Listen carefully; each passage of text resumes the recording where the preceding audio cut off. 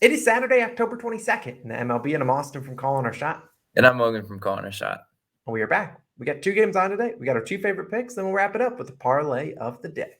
As always, guys, just do us a quick favor. Go down, hit that subscribe button. If you're watching this video and you aren't subscribed, really helps Austin and I grow this channel. And I mean, we've been cranking out this baseball season, this content all season long. So the least you can do. Yes, and our NBA video will be live shortly, so don't go spamming in the comments. Austin, where's the NBA video? It'll be live. Don't worry about it. Let's talk about yesterday, though, Logan. Boy, do we have a day. It was electric.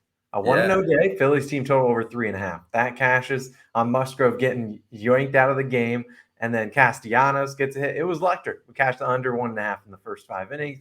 A great first inning. Great call on the SGP. Great call on the Phillies team total. It was a pretty good day altogether. Nothing we can complain about. Let's hopefully go 2-0 today. We'll also have our parlay of the day on Odds Jam as always. They will be linked down below if you want to go check it out. Also talk about it at the end of the video.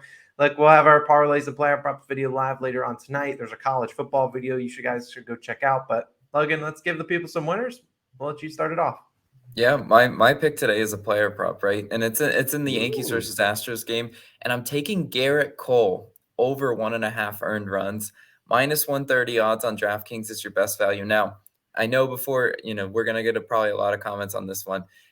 If your book doesn't offer this one, Logan, what should I do? Well, I was very close to picking Astros money line, and that was almost my pick. And I really do like the value on that one. And I do believe the Astros do get this win. But the Garrett Cole over 1.5 earned runs is just, to me, the safer option. I think it will really help us get a winner in this game. And it's just something I'm a little bit more confident in. So that's why I'm going with it today. If you look at Garrett Cole, right? Cole, seven innings pitched, 1 earned run versus Houston back in June. Last time he faced them, he did go under this line. So, I mean, it's worth noting that. But in his most recent start, Cole against the Guardians, 7 innings pitched, gave up two earned runs to Cleveland. In that series, he had a game where he allowed 1 and where he allowed 2 earned runs. So if you're just looking surface level, you're like, Garrett Cole, he's pretty dialed in. He's going under often enough to pick that one. But you know what? There's a few factors that I do like that I think he's going to go over. One, the Yankees don't pay Cole all that money not to go deep into a virtual must-win game. The Yankees cannot go down, 3-0. Like that 3-0 is just pretty much wrap, right? Because the Astros will win one more, and that's inevitable. And so I could see Garrett Cole going another 6, probably 7 innings pitched. They're not looking to take him out. They pay him so much money. When he's at 100 pitches, they're like, can he give us 110 maybe? And that's why I would never pick any strikeout total unders with Garrett Cole anymore. Now that I see how the Yankees want to use him, the Yankees will keep him out there. So if he gives up maybe 1 solo blast in the first 3 innings, then maybe another solo blast, they're fine with that. They will certainly allow that. There's a lot of home run, capability on this Houston lineup, right? Cole has allowed a home run in each postseason start. We know the Houston offense is capable of hitting for power. If you look at Houston's team total, it's only set to 2.5 or 3 today because the books respect Garrett Cole. They know he's an ace, but I think he's hittable. He's definitely hittable. I've seen it before, and I think he's capable of having a few missed locations.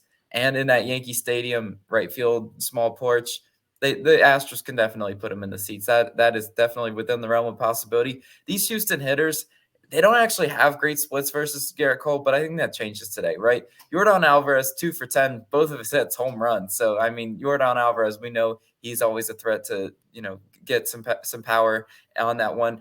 Altuve, Mr. Postseason hitless guy. I mean, he's 2 for 10. He's due a hit. I mean, he's the definition of do, right? Bregman, 1 for 9. Tucker, 0 for 7. So if you just look at that, you're like, yeah, they don't really have great splits versus Garrett Cole. But I think that changes today. There's just so much postseason experience and veterans on that roster that I think they're going to really rise to the occasion against Garrett Cole. I like when they know they're going to face a challenge, and then it's up to them to rise up to that account, that occasion. And I think they do get 2 earned runs up on Garrett Cole today. There's a few factors that I do like that put us in this direction, and that's why I'm rolling with that one as my pick. But Austin, what do you got for us? Yeah, the only chance Garrett Cole doesn't go out for 6 or 7 innings is if he gets absolutely rocked, which would cash your prop. Now, for my pick, I'm going to obviously go to the second game. We don't want to dive into the same one twice. So I'll be in the Phillies Padres game. I'm actually taking the under 8.5 runs. Minus 110 on FanDuel, standard line across all the books. Now, if you've been watching our MLB videos, not only, over the past couple of months or into the playoffs, when I see an 8.5 line, I normally have the mindset, well, it's high for a reason. And that's normally been the case when they set it up, 7.5, 8.5. Basically, normally it does go over. But today's line set to 8.5 because the books need protection. I mean, Bailey Falter and Clevenger, both suspect. Both guys could go out there, get up 5 earned runs in the first 2 innings, and boom. Then that live over-under is jumping up to 10.5, 11.5. But I think that we're going to see both pitchers at least pitch all right. We just need really one of them to pitch all right when we get a chance. Now, Clevenger, in his one start, he would hopefully forget about that last start. 2 2/3 innings pitched, 4 earned runs, 5 runs total, 6 hits allowed to the Dodgers in the first postseason start. Not good. Now, you'll understand why that probably happened in a second. Now, Clevenger versus the Phillies in April, 5 innings pitched, 1 hit allowed, 0 earned runs. Well, they are a different offense than they were in April, but still, at least he had some command against them. And let's look at Clevenger's stats. 4.33 ERA on the year. Not something you love. Not terrible. Could be worse. But you take away the Dodgers from that, for every other non-Dodgers team in the MLB, a 3.64 ERA. The Dodgers have his number. They got something against him. They can see his pitches really well, and they crush him. He has like a 9-something ERA versus them, and obviously the Dodgers are a team he sees a ton, pitching in the same division as them. But against other teams that haven't seen him a lot, he's pitched pretty well. Now, Clevenger's going to give up a home run or two. We know the Phillies can hit home runs, but do I need Clevenger to go out there and pitch a gem? Throw 6 innings pitch, masterclass? No, I don't need that. But I need him to pitch at least decent, and I don't think the Padres are going to let him sell the game. The one game that he pitched against the Dodgers, it was a wrap. They had no chance of winning that game, losing 5-3 at the end of the day. But I don't think they're going to let him stay in there if he's getting rocked. And on the other side, we talked about Bailey Falter a little bit. 3.9 ERA, 1.2 WHIP in the regular season. The one thing that I don't love about Falter, he has yet to pitch in the postseason. He threw 11 pitches on the 5th of October, and then his previous start was September 30th. So it's been nearly 3 or 4 weeks since he's gone out there. Could come out a little bit rusty, but he's still decent. He's a lefty. The Padres are struggling to hit lefties, just 211 versus left-handed pitchers this postseason. And like Clevenger, I'm not asking for a Falter masterclass. I'm just asking for him to be reasonable. Get me to the bullpen, 2-3 earned runs. That's fine. This line's 8.5. We have some wiggle room here. The offenses could go cold. And I think this under 8.5 runs is going to be my favorite play in this one. But Logan, before I ask who you think wins both of these games, parlay of the day, well, I'll ask you at the second game. Parlay of the day, we're going 2 money line picks. Astros money lines, Logan's like. Padres money line is my like, plus 343. Parlay hit yesterday. Who says we can't hit 2 in a row, Logan? But are you riding with me in the Padres, or you think the Phillies get it done? Yeah, I am riding with you in the Padres. That would be my lean. I've yet to pick a pick right either for or against the Phillies. So take the Phillies for the parlay.